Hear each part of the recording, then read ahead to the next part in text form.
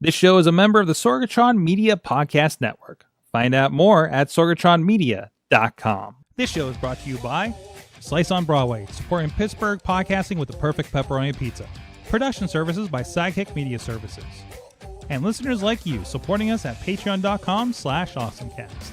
I'm getting awesome, you're getting awesome, we're getting awesome, yeah, that's what I said now. I'm getting awesome, you're getting awesome, we're getting awesome, yeah, that's what I said. Nightmares I don't. It's time to get geeky, get awesome. It is the AwesomeCast. I'm Mike Sorg at Sorgatron on the Twitter here in the Sorgatron Media Studios in the Beachview neighborhood of Pittsburgh, Pennsylvania. And the good news is there was not a train-related accident outside my studio today. That was yesterday's podcast recording. That was exciting, guys. But we do have with us a couple of mayhem makers. Nope, that's the wrong podcast. But first of us from Studio D. No, Studio C in the D. Yes. Is our gadget guru from Big Bank International Esquire. John Chichilla is with us. Hey, I'm like south of NC. Yeah. She can have Dudders can have Studio NC. NC? Newcastle. Oh, Newcastle. There it is. Oh, I didn't. I'm sorry. Is that a secret? Or are we not allowed to say where she's from? I don't know. From Parts Unknown is the Dudders. Ta-da! So how are you doing, Katie? Super. I'm good. I'm in Parts Unknown, the Great North, slightly south of where Sorg is from. Yes. His Parts Unknown is my Parts Unknown. That sounds dirty. What?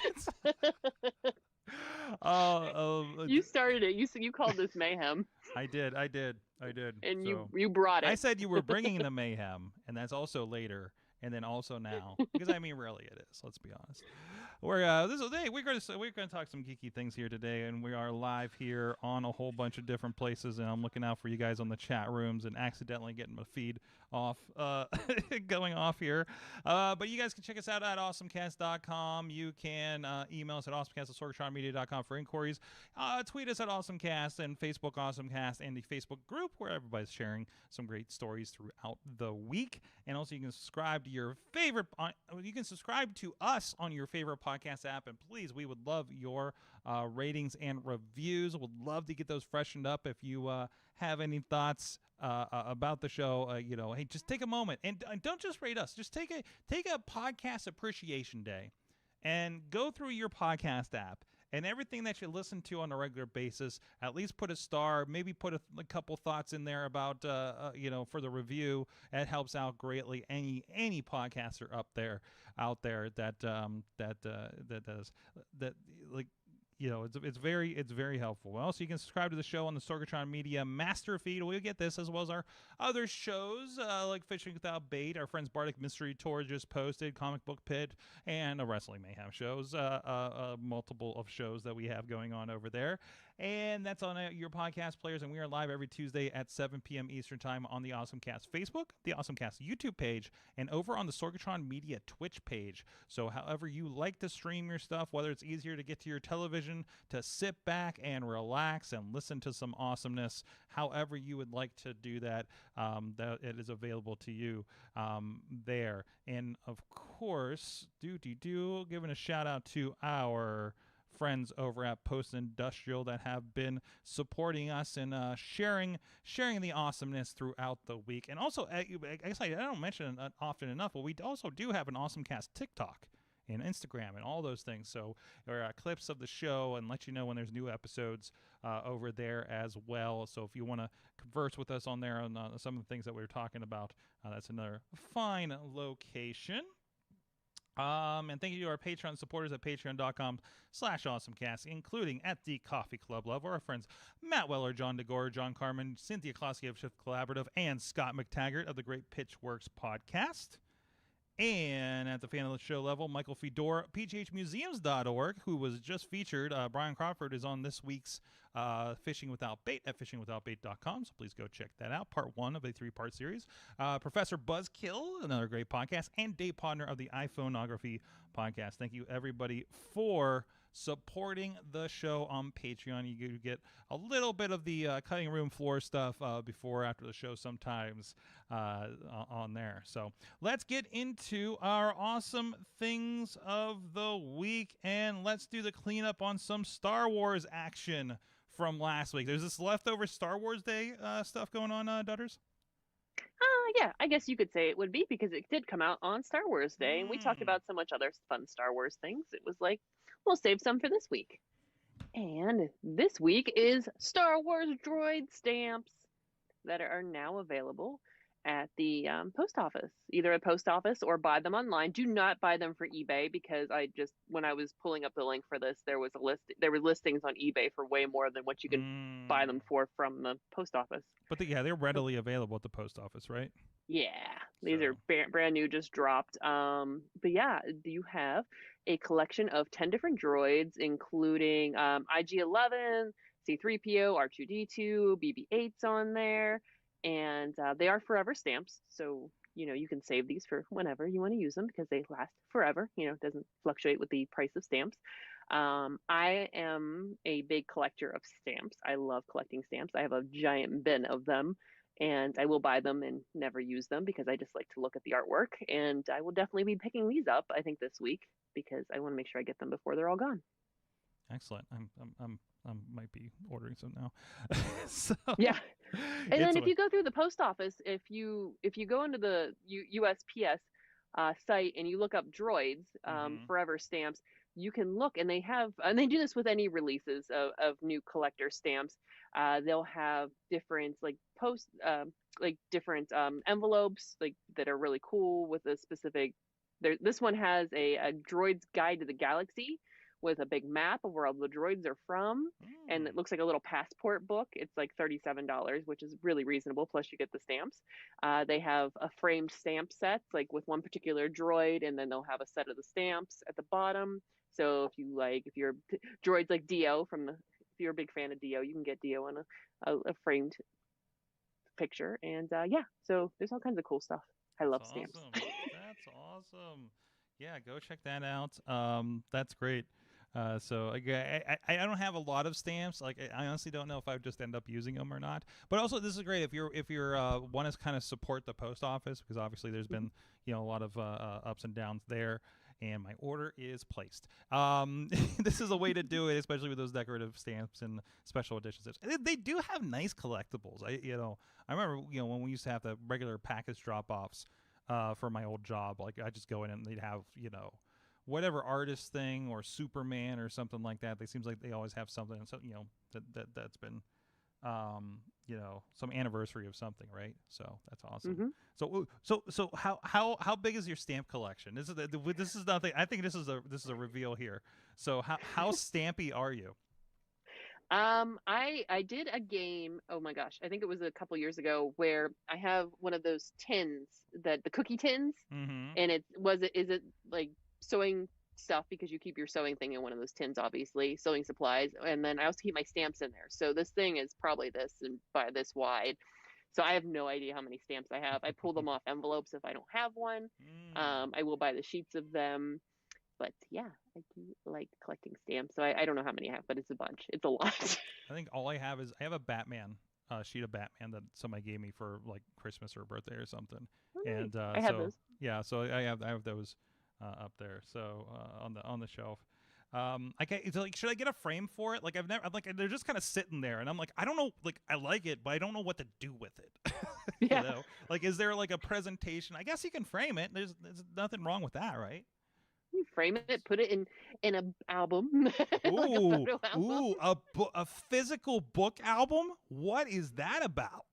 I know. I should probably do that with mine, actually. Now I think about it. Something to pull off the shelf. So, I know. Chilla, do you have any collectible stamps? I have the 2007 sheet of the Star Wars stamp collection. Okay. And I think that back then they kind of had a commemorative series. I think it came with a book and a bunch of other stuff. So I have those. No other. I Nothing have major. lots of other Star Wars stuff, but I don't think I have any other stamp stuff other than I have a collection of old letters and whatnot from my great grandparents. I think it's great grandparents and great grandparents. And they actually, there are a lot of the letters are still in envelopes, which have old stamps. And I mean like 1 cent, 2 cent Wow. stamps on them. They're so old, the stamps are starting to kind of just fall off the letters. So there's some stamps in the box. But I think that's the only parts of my stamp. I have full sheets of Star Wars Topps collector's cards, but I think that's in the stamp awesome. category. I have very little in the stamp world. That's awesome. They need to have Pokemon stamps. Yes, I'm surprised they haven't. Chilla, what is your awesome thing of the week? I can't remember if I covered this device before. Mine is the Wemo Stage Scene Controller. I don't have one of these yet. Did I talk about this last week? I can't remember. I don't think last week. No, we were very Okay. Star Wars. Your backgrounds were last We're week. Star Wars. Yeah. Yes, that's right. So Wemo has a stage scene controller. It kind of looks like a small, I don't know, 1.5 inch by maybe 3-inch device.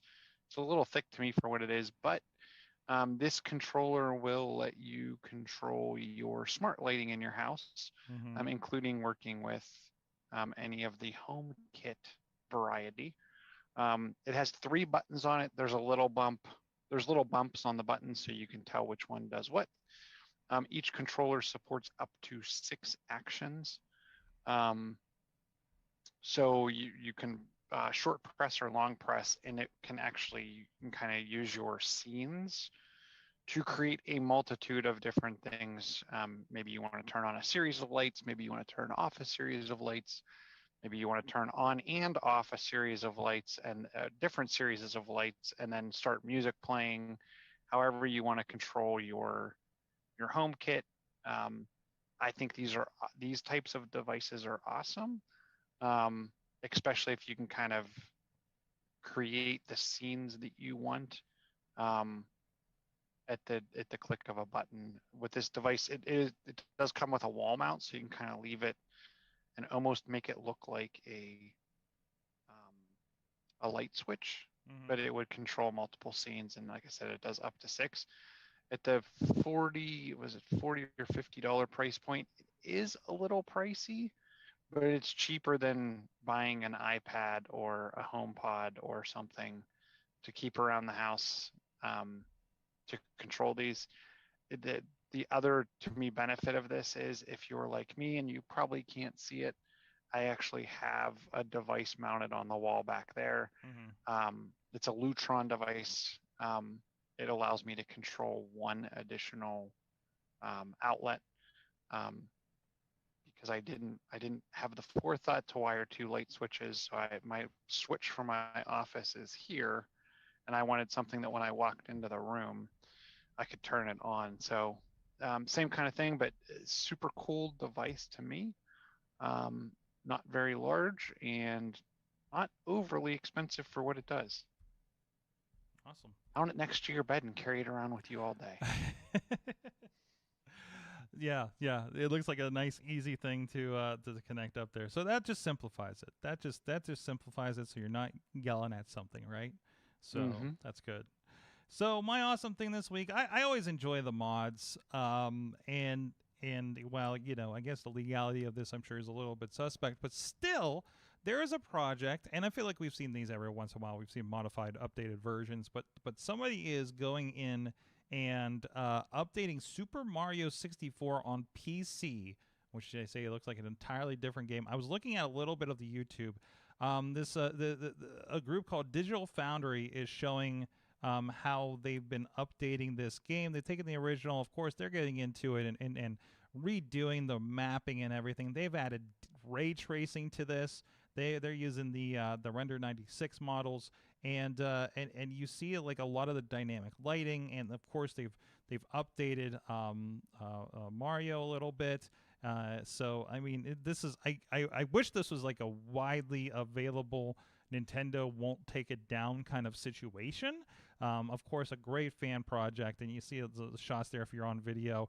It just really kind of makes it look a lot like an updated game. I mean, you can tell when they go to menus sometimes, though, it's pretty obvious that those have not been, like, anytime there's text, it's painfully obvious that they haven't been updated, because I'm sure it's a little more difficult to do that. I think we had a comparison point here with the castles.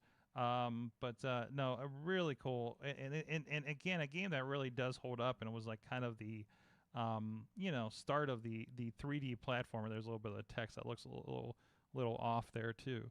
So, man, I want to go back and play this one, and definitely didn't get a chance to get the Switch one since I don't have a Switch yet. But that was time release too, right? Like you can't buy that 3-pack anymore with the old Marios, right? I know one of them were limited release. I don't know if it was the All-Stars with like 64 and like Sunshine and Galaxy, I think.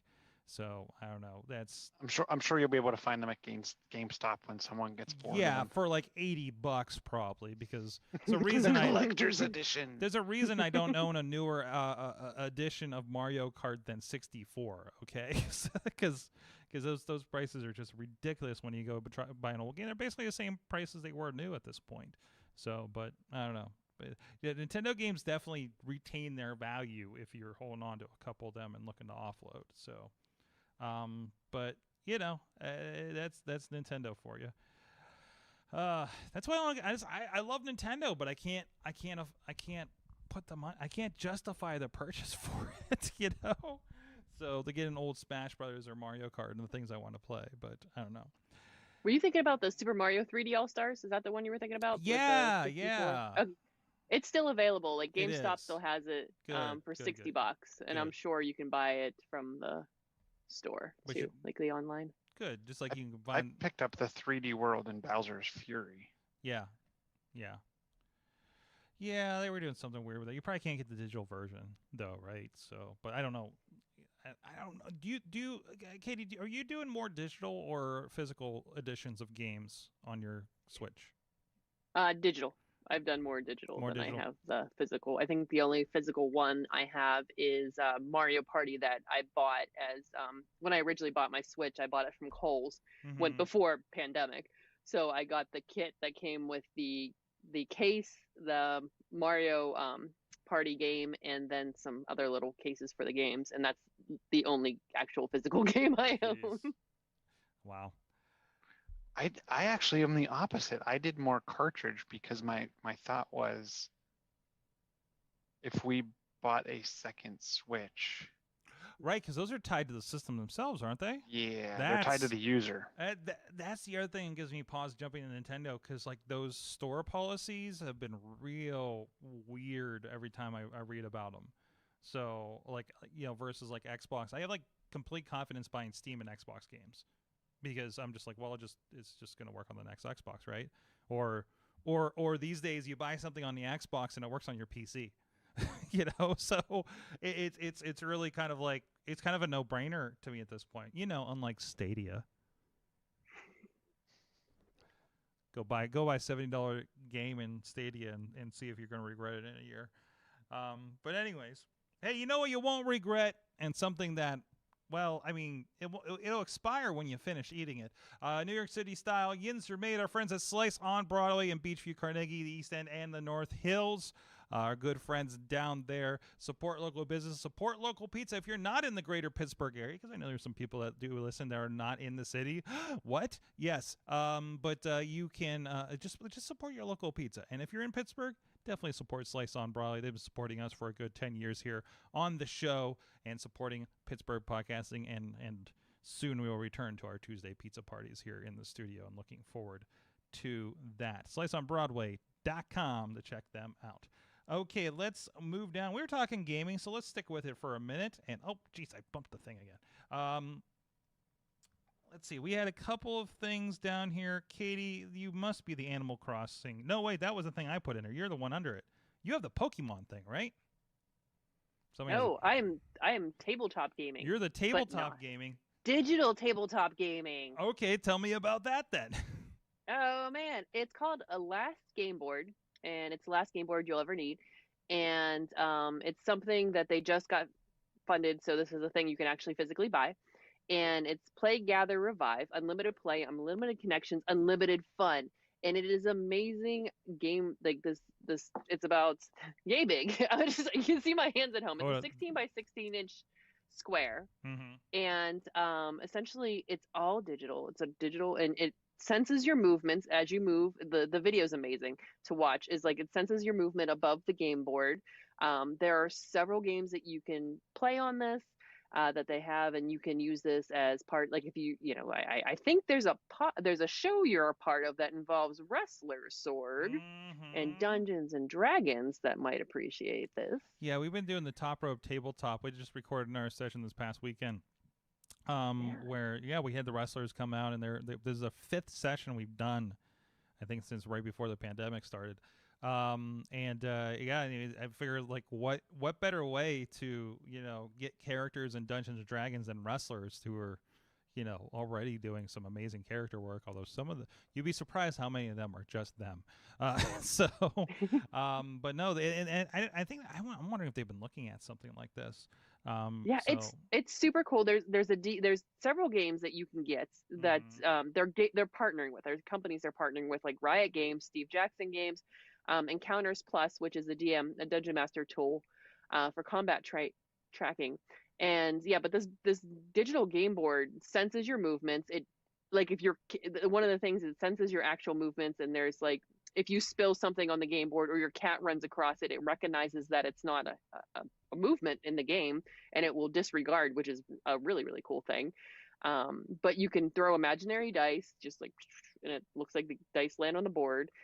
It's really pretty. Like, the videos, if you watch it, they're really, really pretty. And it's a little bit pricey, as you can imagine. Like the unlimited, what is it? I think it starts out, like, the game board itself, you can pre-order for $699. But you'll get it by fall. If you do the 6 months per subscription plus the game board, it's $739. If you want to go for 12 months, you can get it for $789. Ooh. But it's really, really cool. It's 64 gig flash storage, expandable SD card slot. It's got 1920 by 1920 resolution, so it's really, really, like I said, it's really pretty. And but you have to check out the video itself. It's really nice, and it works with your phone. It's like interaction. It's neat. So you say it's shipping in July, or I think they said July, fall. Okay, but you can also apparently reserve your spot for $39, and okay, that's why I was saying they'll refund your charge if you change your mind before July 15th. So if you are like, that's a good idea, but I don't know about dropping $700 on my game board, that's an interesting option that they're putting there. This reminds me of dropping $1,000 to reserve a Tesla for some reason. Just throw $1,000 in it. Cool, I got my spot to spend another $80,000 later, right? So I don't know.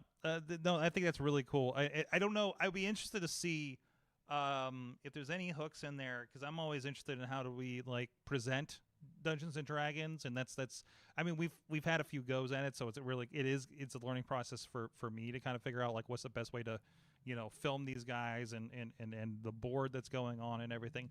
I'd love to see if there's a digital edition. Like, there's a Roll20, I think, that they've been using when we were doing remote version of the sessions, and that is there, like, can I pull up the board, like a version of the board that, like, in a web browser or something, and put it on video? But I'm sure it's more for just them playing there, right? So no, that's awesome. I forgot to mention, it also has sound. Oh, It just Has looks like 2 stereo speakers and microphones. it does look like a kind of a custom iPad, doesn't it? Yeah, So but so can you play, like, if I had one of these and you had one of these, could we play remotely? so you're telling me if we both had our $700 D&D game board, I didn't see any, and I didn't see anything about online play in this. I think it was. But why would I need microphones? You can play with friends who own a game board or invite them over. So it looks like you might be able to do that because it's Oh. Wi-Fi enabled and Bluetooth enabled. Okay. Limited play, unlimited play. I think we need to order like 3 of these. Can we write these off? We could. Is this a tax deduction? We could. Yeah, kinda. So interesting that there's a $15 subscription, and that includes like their library games, huh? Game you Or want. but it looks like so you can do unlimited play It was $15 and a play month. any game in the library, or you can buy per game. Okay. Like if you only wanted one of the games, and so that's all you're gonna whatever play. you're comfortable with, and it's going to be a list of compatible games. So that's interesting. Real interesting. I do not see. What's that? There's an FAQ. Can I play card games? And when I read that, in my head, I was like imagining people playing solitaire on this. It's a $700 solitaire machine. But it has the ability to read tagged cards. So this is more of like your Pokemon cards versus your solitaire game. That's what needs built in, and I see that one of our D&D players has dropped in on this. So yeah, so it's a. I will recap again. It is a $700 game board.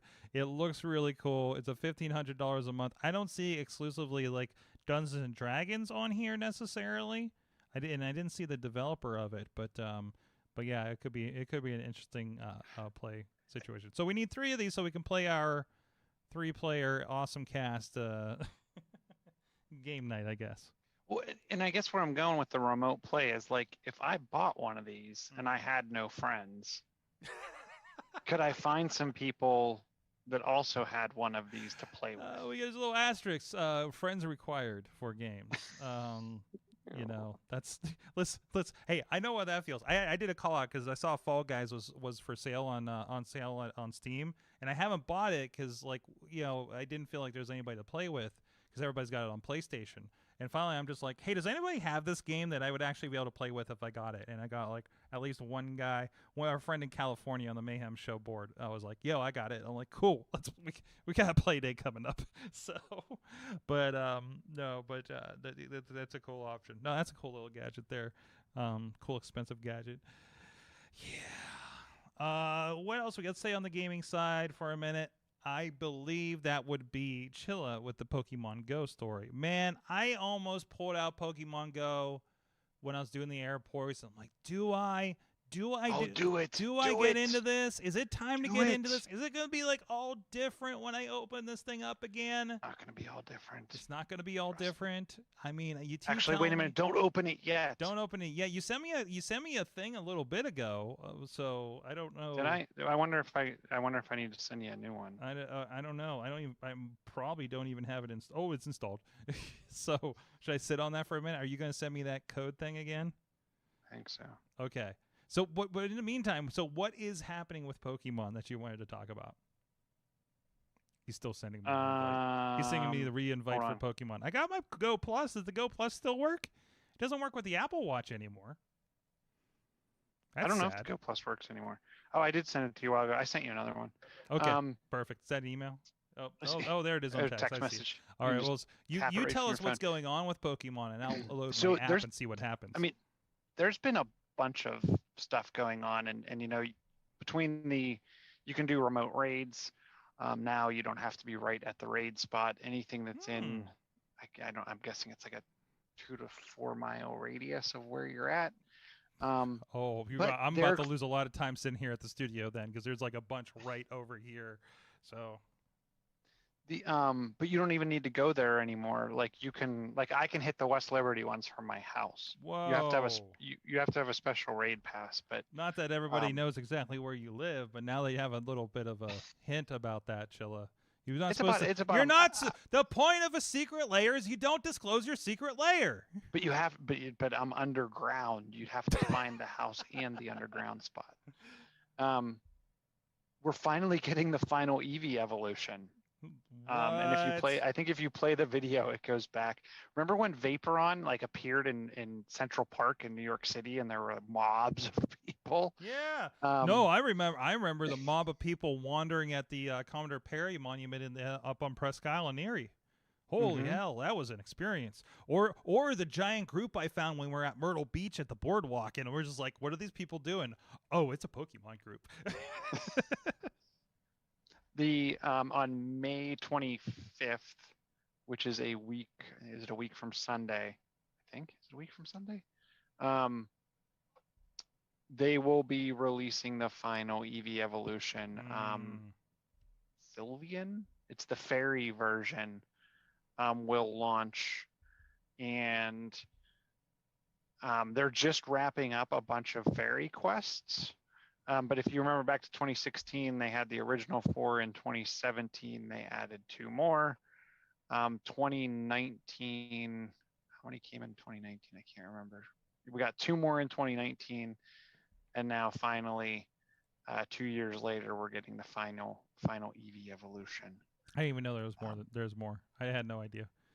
So I have all of them but this one. Okay. And during a because now you can get shiny Pokemon in Pokemon Go. Mhm. I just captured a shiny Eevee. So I'm saving that to evolve into this. To insider secret from what they're saying. If you remember back in the day, if you renamed your Eevee to something in particular, like Pyro, you'd get Flareon. If you rename your Eevee to, I'm hearing Kira, Kira, that will unlock this Pokemon on May 25th. Excellent. Apparently it's a blue gym right down here at the Moose. So I'm feeding all the Pokemon's berries.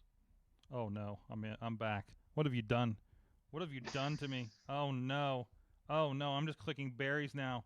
Oh no. I just did, and if we ever get to see each other again in person, one day, man. One day. I can trade you some pretty decent mythical and high end ones that I've been able to capture recently. When everybody is comfortable again, we need to have a return to awesome party. Return to For awesome. a special everybody in studio back, like coming up in I don't know, June or July if everything's going well. So that needs to happen for sure. Anyways, we'll have pizza. So what else we got here? I posted this. I thought it'd be interesting for people to see what it looks like if you are using xCloud on your network. Because I got what's that stats the stat menu app on here, and you can see it. So what my peak download was 1.7 megabytes. My peak upload was 180K, which makes sense because it's just your inputs, right? So yeah, I thought that was kind of an interesting look for anybody wondering just exactly how much bandwidth do I take when I'm using like the Microsoft xCloud Game Pass. I was just done with a session and I looked at it. And I was like, oh wait, this is me playing a game. That's kind of cool to see. I'd love to do a version of this where I go check out Stadia and GeForce Now on the same one and kind of see how they compare. I know you can kind of look up what the bandwidth like they recommend is and everything, but I think it'd be kind of cool to see what they have going on there. Okay, let's see what else we have here. Katie, we talked about your board. We'll touch on that in a minute. So let's talk about the AirTags. Mom got her AirTags. I actually gave Mom 2 AirTags because I got her the key ring. And then I remembered that she lost her wallet in a Walmart somewhere in Arizona one time. So I was like, okay, that goes in your wallet. So, but somebody had a post here that said, special thanks to the person who combined Apple AirTags with your Apple TV remote. Jill, I think you're familiar with this issue, right? Of losing that little sliver of Apple remote in your couch. I am familiar with it. But here's the funny part. So when they switched the Apple remotes and they switched to be rechargeable and they have like the Lightning port. Mm-hmm. Not only did I lose it, but I would constantly forget to charge it. So now I'm all phone all the time. See, I use the phone app. I pick which room I'm sitting in. See, I just happen to have an iPhone cord within reach of the couch all the time. So if I start seeing a low battery, I just plug it in, and 20 minutes later, you're good. Mm-hmm. Which you do like once every 6 months. So this is like a mold somebody made that looks like it clicks on the back of your Apple remote, and it has a little opening there to stick your Apple tag. So you can just say, hey Shlomo, where's my remote, and it'll go chime for you. So that's kind of cool. But along with that, Amanda Narcissi of Bold Pittsburgh shared with us, wondering if these would fit the back. And somebody has molded, this is a company, Moment, which I feel like we've talked about before, shopmoment.com. I don't know if they had I don't know if they had some of those jibs that we're looking at or something, not jibs, but gyroscopes kind of holders. But these are, geez, I don't know how to explain these, but they're just these like plastic holders that look like they stick on whatever device, and they have enough like kind of gap in it molded that you can like stick the AirTag in there, so you can just start attaching it to objects. So these are going for about $20 a piece over at shopmoment.com if you want to try them out. Again, some of them are made to go on curved surfaces. There's a hard shell mount, stretch fabric. So again, if you want to put your Apple Tag kind of on bags, I am a fan of putting things in cases. Like I put one in my camera case that I carry with me through the airport. So in that, I just tuck that into underneath the foam, like the molded foam that holds your camera in place. And I figure that's enough for it. We've stuck it in a pocket on the wallet. For my mother, I really just think I'm going to start putting these in pouches in a lot of our equipment bags here in the near future. Like I'm really kind of interested in that. I want to put one in my checked luggage to see when it's coming. Did you try putting it in the car with Missy? With Missy, she doesn't. No, I haven't done it yet. We have to get more because I didn't end up giving her one because she was like, I don't really need one. She's the one who usually tells me where to find stuff. So she doesn't lose nearly as much as I do. So not as mission critical. The one thing I heard is it doesn't track well if it's moving at a certain speed. No, I can't imagine this because the way it checks in, right? So. Yeah, but what they were saying is until it's like right in front of you or within the Bluetooth range on the carriage cell rack, you won't pick up on it. Well, I won't pick up on it, but what about the package handlers that have a cell phone on them? That's what they're saying. It's moving too fast through there. That's the claim. That's why I was interested. So you're saying it needs to linger near somebody's phone to pick up for a few moments, like for a few seconds. Okay, but that's good because it's not picking up on like as you're driving by the taco stand full of people. It didn't just zap all their phones with your location update, right? Mm-hmm. So that makes sense, and that's not what it's meant for. I really think in the long run. So, all right. Let's see what else we got here. It is also possible to hack an AirTag already. I can't imagine it was going to be very difficult for this, right? It's not like this thing that has like this secure enclave or anything like that.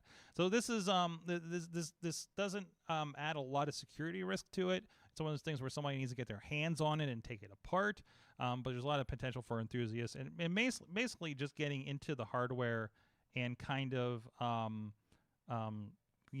giving it different things like is it NFC not Bluetooth, or is it Bluetooth as well, or is it a mix of it maybe? Because I thought it was Bluetooth LE.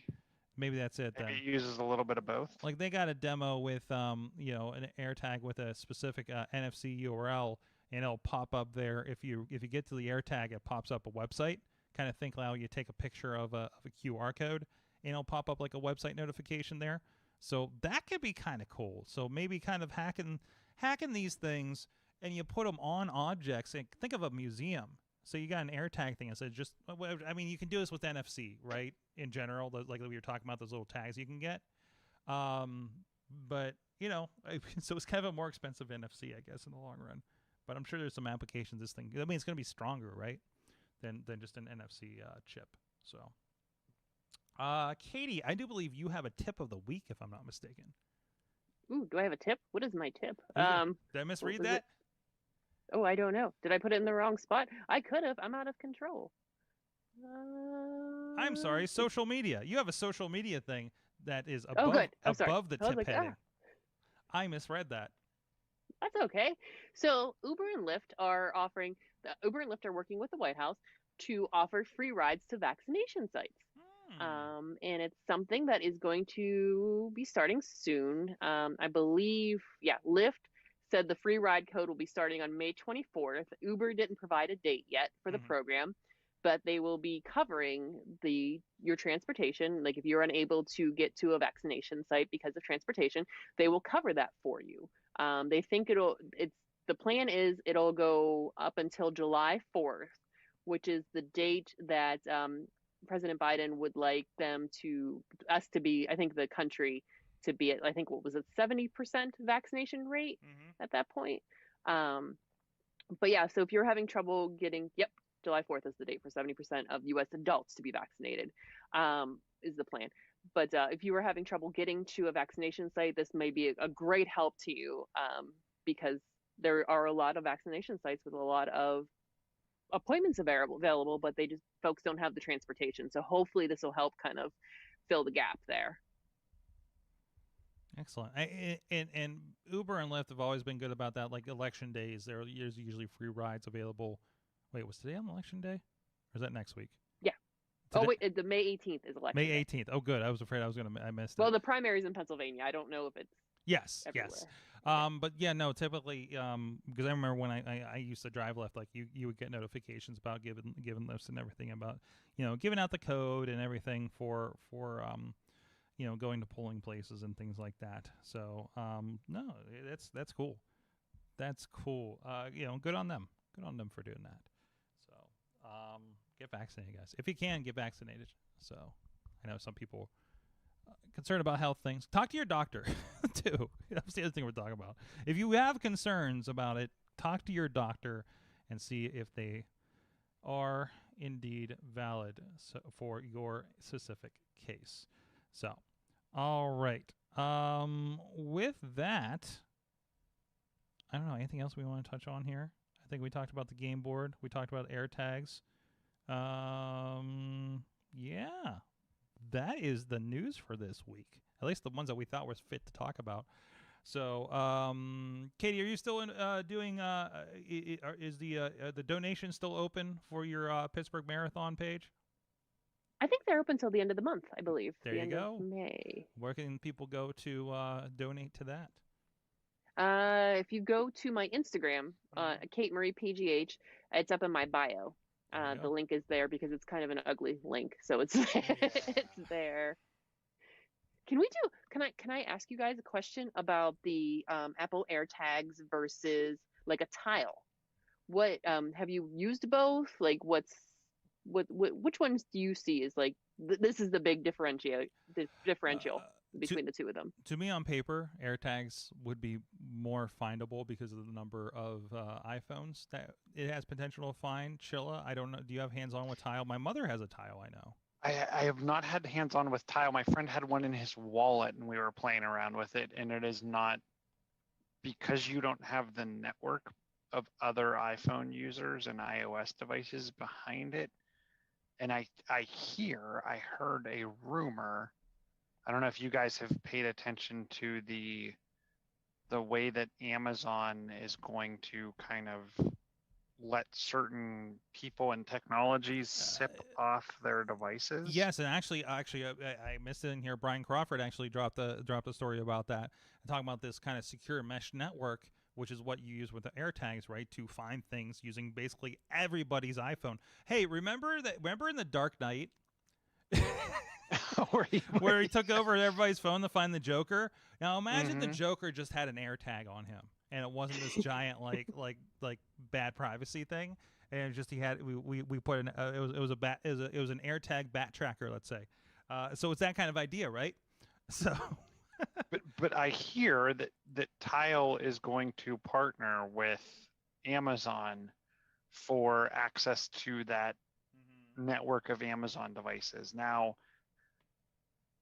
I mean, yeah, I guess if they're driving through a neighborhood with a bunch of Ring doorbells or through an airport with maybe some Amazon Echo devices, I'm trying to think what other Amazon devices the Tile is going to pass by. How many Fire tablets are around? Yeah, there you go. Right. How many? I mean, there's at least a network of them. What was their phone that they had for a hot second? Oh, I know there was a Fire phone. Those aren't floating around out there. So no, there's not a lot of those.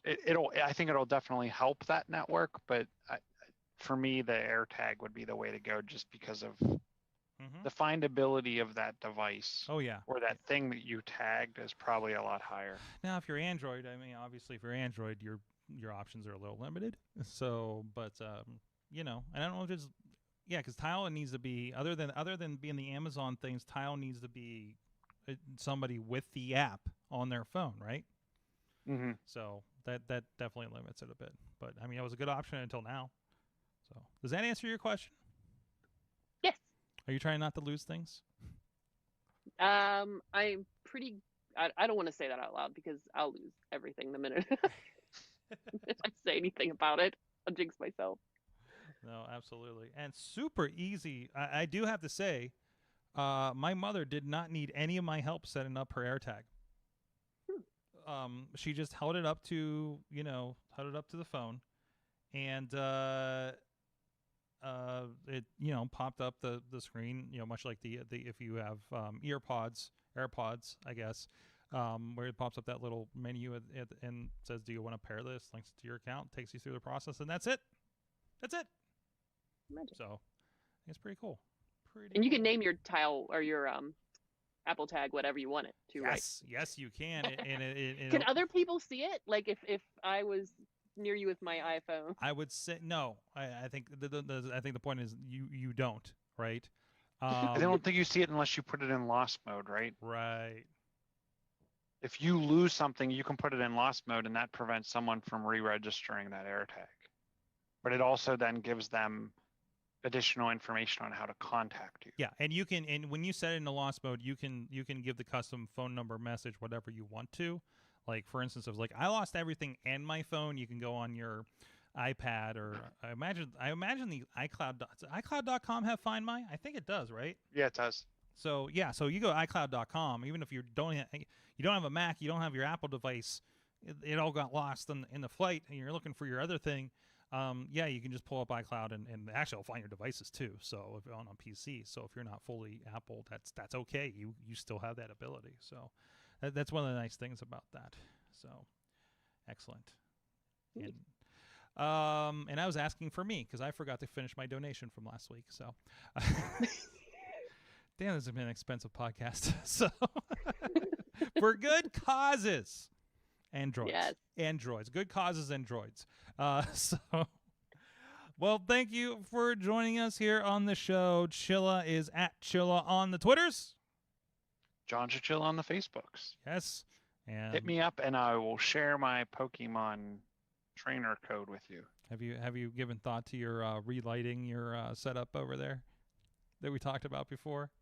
Yeah, I had a little snafu and I need to drill some holes in the wall. That's always a good time. Katie, where can people find you drilling holes in the wall on the internet? Hey, Kate Dudders on Twitter, Kate Marie PGH on Instagram. But yeah, that kind of good stuff. Excellent. At Sorgatron on the Twitter, you can find whatever I'm adventuring in. Also, I think it was just released today. We have a new series over at Sidekick Media Services. I don't know if it's on the .com just yet, but I know if you go to Sidekick Media Services, Facebook and YouTube and most of the other social medias, it should be reflected. We started a new Sidekick Media series. Katie and I talk about whatever we want to talk about in social media and such, right? In media, right? Katie, what did we talk about last week? We talked about, what is that? Twitter Spaces. That's right. That's right. And I actually, that is what we talked about. And actually, because I had not dived a lot into Spaces, but we did do a Spaces, some time on Spaces Wednesday night after AEW's wrestling show went off air, because they had a pretty big night with a big main event. So I think we're going to use it a little bit more, as long as I can get somebody on the horn to talk wrestling with me at least, and maybe I'll bug you guys in Slack too to start ones. And if you're on Android, Clubhouse betas, I just saw a Spoon from Yins Love Barbecue popped up on there, and I accidentally started a room to invite him that he never showed up to. I forgot how Clubhouse works. So Amanda popped in for a second. It was one of those. It's one of those, like, walk in the door. Oh, I'm in the wrong room. Turn the heel and leave. Like, that was the digital version of that, I think, when I saw her pop in. So, but anyways. Oh, you know what? Real quick, before we take off, if you're watching or listening to this and you have something like tech-wise, whether it's social media or maybe a specific tech question you have, feel free to message the show and let us know, and we'll try to cover it for one of these things for you. We'll try to answer that question for you, because you might have some tech questions or some, just general social media stuff we can help you out with. Absolutely. We're here to help. So thank you, everybody, for joining us. You have been our awesome audience. Have an awesome week.